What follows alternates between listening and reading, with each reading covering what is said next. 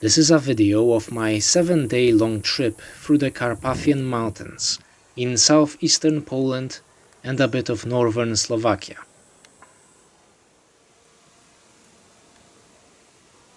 In Poland, specific sections of the Carpathian Mountains have their own local names, such as Bieszczady and Beskidy. My journey took me through both Bieszczady and Beskidy.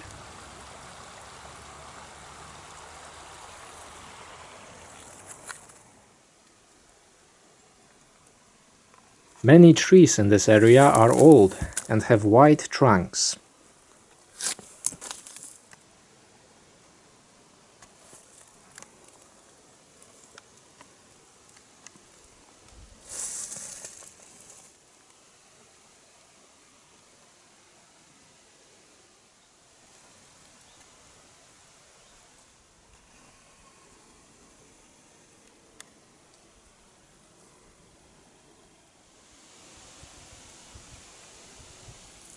On the trip, I've seen many of these hollowed-out trees that still remain alive.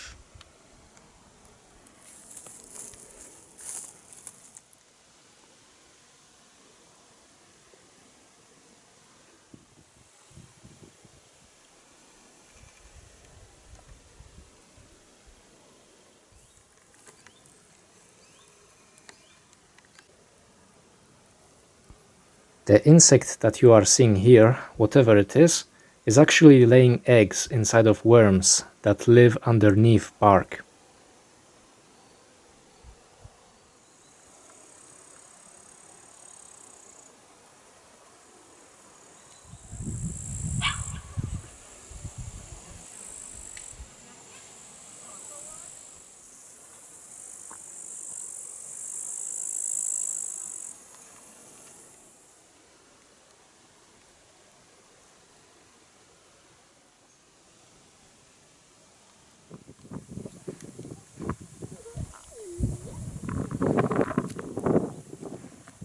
Within the confines of the national park that I started the trip in, I had to endure the presence of many tourists.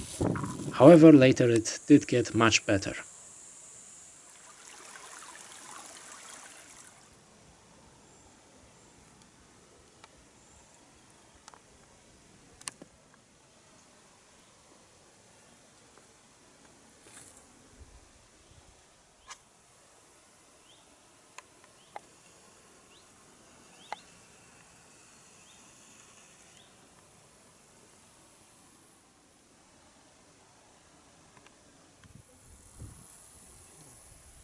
The Polish Eastern Carpathians aren't very tall, just above 1,300 meters above sea level, which is over 4,200 feet above sea level.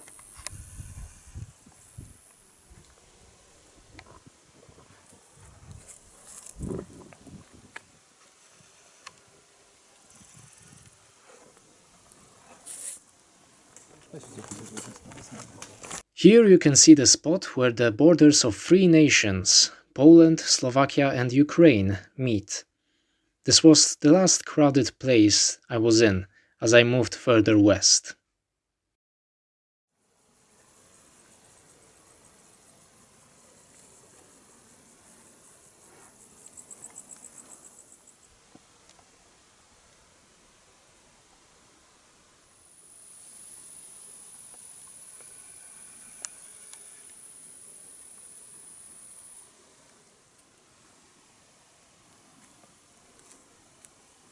Although the forests in this area are still exploited for wood, they are not as bad as industrial forests of other areas in Poland.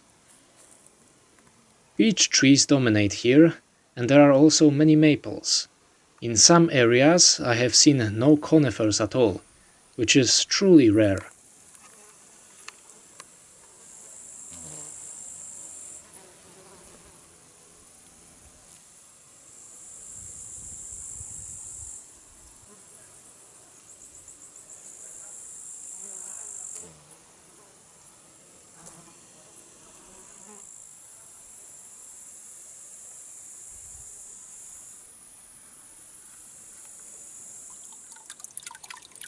Many times along the way, I've come across these water springs, which were immensely helpful. Interestingly, all of them seemed to be on the Slovakian side of the border.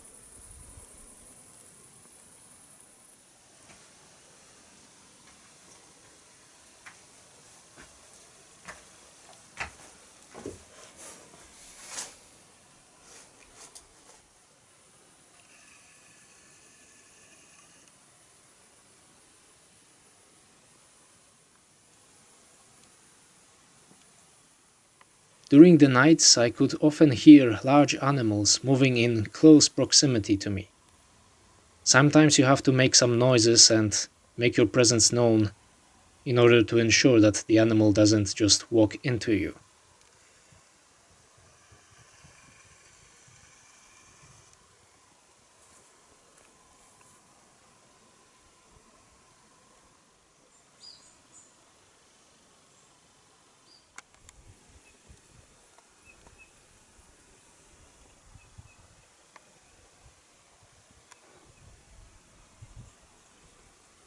This view right here was probably my favorite during the whole trip.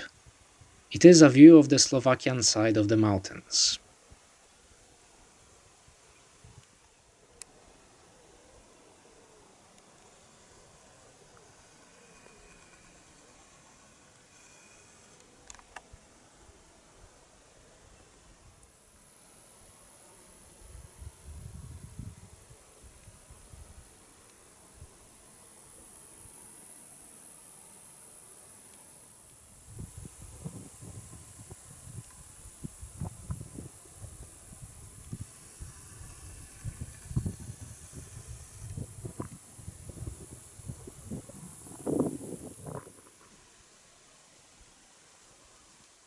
This particular section of the forest was almost exclusively made up of maple trees. I've never seen a maple forest before.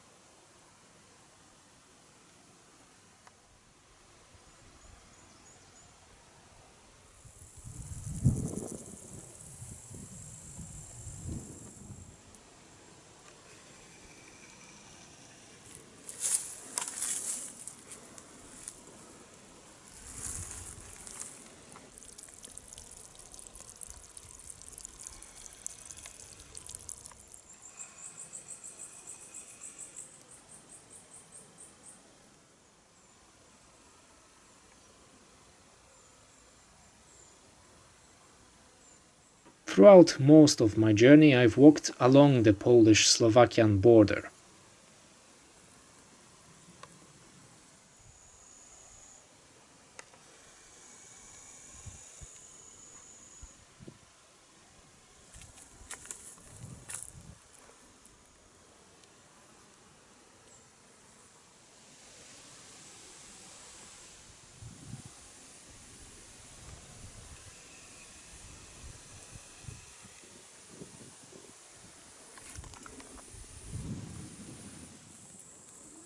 Throughout the entire trip, the weather was sunny and dry. Fortunately, the forest provided plenty of shade. After the national park was far behind me, the quality of the forest went down significantly. It was particularly bad on the Polish side of the border, which you are seeing right now. This area has relatively recently been almost clear-cut, with a few token trees left here and there, and everywhere else there's this impenetrable nasty thicket left to grow uncontrollably.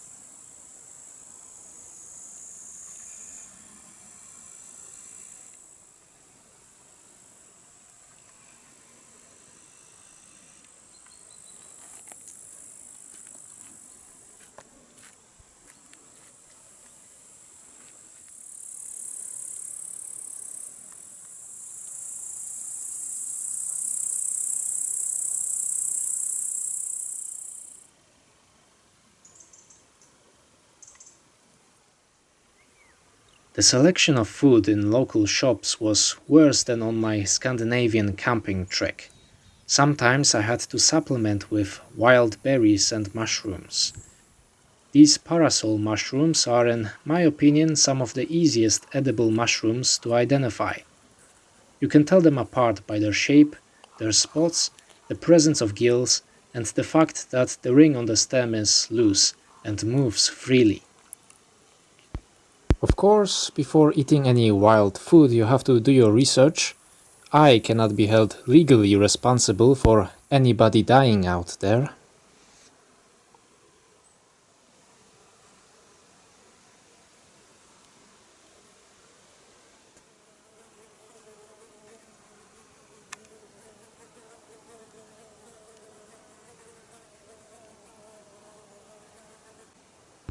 A frog.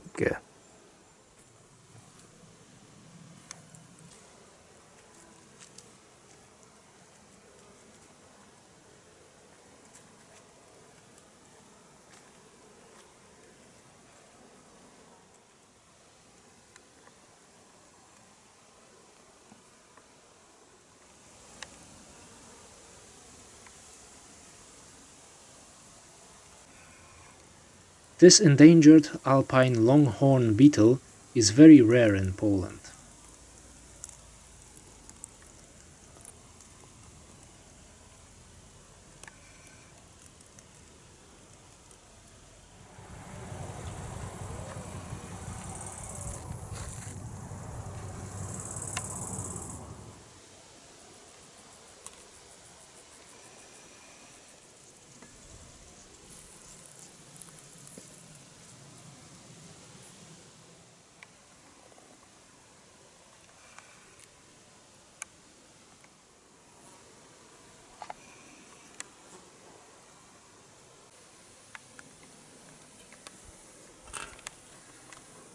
This is a watchtower from World War II, but there is no view from it because the trees have grown too tall.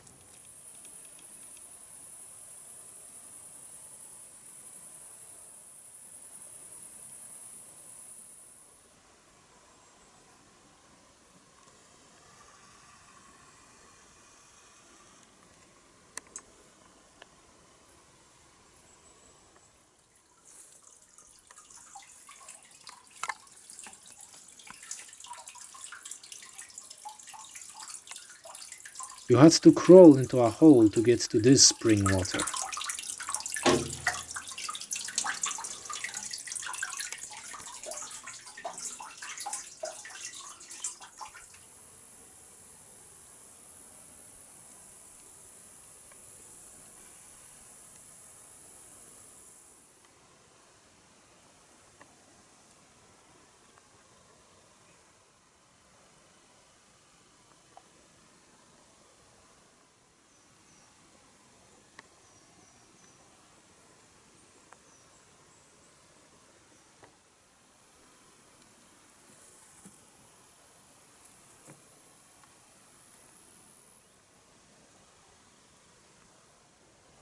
Along this route there are many war memorials and graves.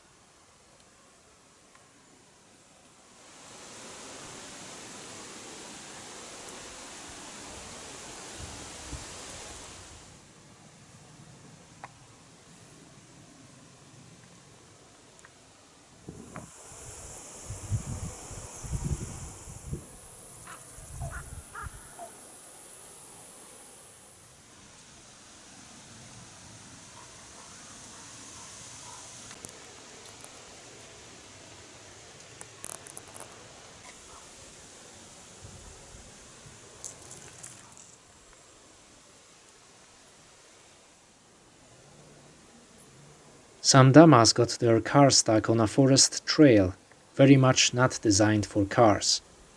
But it did provide some nice distraction for me for a few minutes.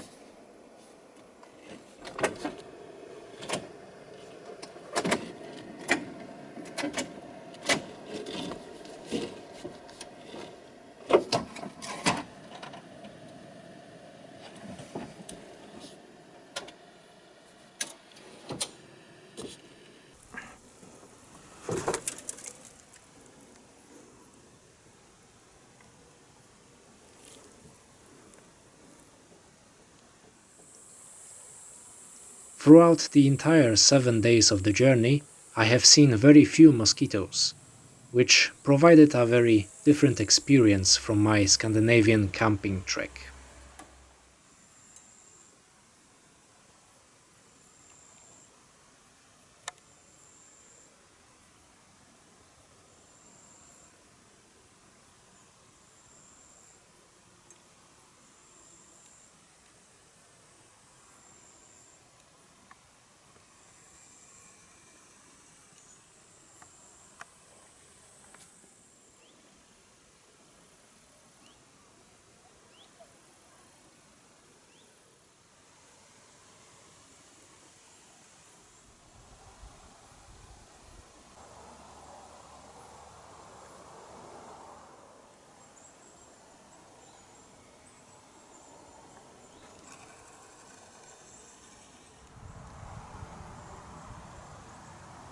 And so we've come to the end of the journey.